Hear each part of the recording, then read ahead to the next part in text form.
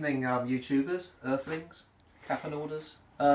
Tonight I should say, I fitted some a voltage gauge, a temperature gauge, a charging port, and the charging port also does the voltage and shows me the current that my device is drawing. So I've already fitted them, so if you want to come and have a look.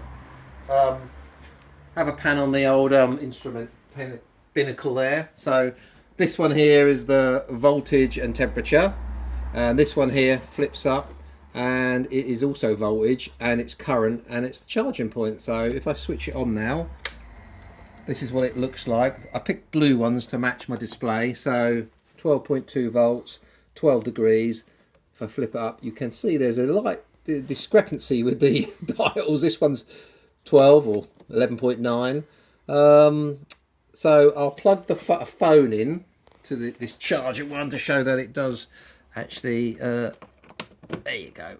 So there you go. So don't know if you can see that. So it's actually 1.07 off an amp.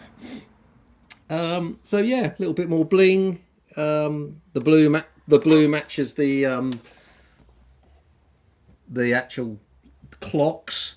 So yeah, I thought it's needed something like that to charge my phone, my sat nav, and I always like the temperature. I always like to keep an eye on my voltage to see if I've got a problem with my charging system or my battery. It has saved me once when I realised I had a problem with my voltage regulator and it was going high.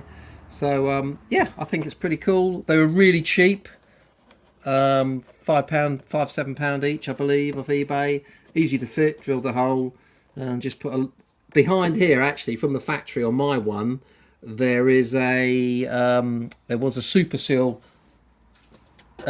ready for a sat nav or a factory thing, so we basically just put a super seal on these and connected it up so it works with the ignition like so. Yeah, happy days. So hopefully they won't break. Brilliant. Thanks for watching, guys. Cheers.